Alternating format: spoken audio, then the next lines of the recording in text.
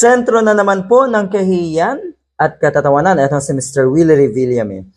Una na po niyang sinabi na wala pa daw siyang plataforma. Dahil ang kanyang focus sa ngayon ay kung paanong manalo. Dapat manalo muna daw siya bago niya siya tanungin kung anong batas ang kanyang naiisip.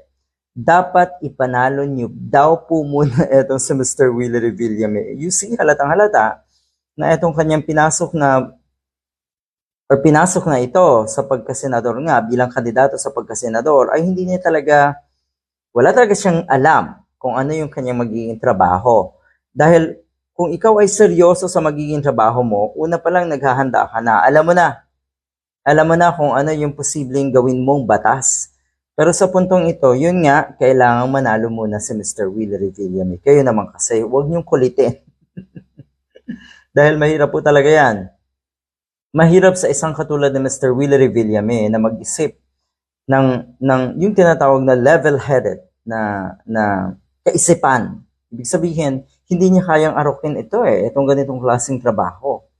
Ito pa, madalas ay ginagamit na itong mga ito, yung napaka-generic na kung ano ang kanilang gagamitin o gagawing batas ay para sa mga mahihirap.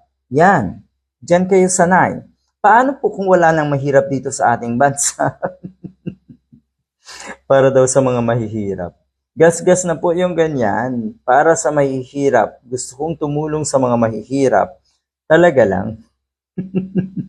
Pagka senador ang inyo pong papasukin. Dito kasi sa isang press conata ito, humingi nga ng mungkahi ang isang reporter kung ano bang batas ang maaari niyang gawin. Humingi ito si Mr. Willie Revillame sa isang reporter.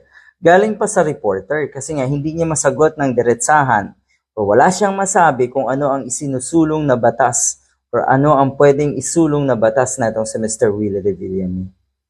Ayan. Gamit na gamit, uulitin ko ang mga kababayan natin kasi nasabi nila na mahihirap yung mga taong masa. Kaya pala tumatakbo itong si Mr. Willie Revillame ay dahil sa kanila. Okay.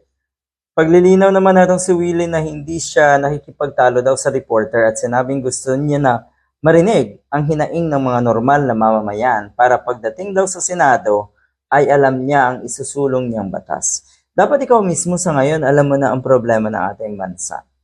Alam mo na rin kung ano yung mga hinaing ng mga kababayan natin. Kasi medyo taliwas sa mga ginagawa niyo na kung ano ay tumutulong kayo, alam niyo ang kalagayan ng buong bansa, alam niyo kung ano yung kalagayan ng bawat lugar na binibisita niyo.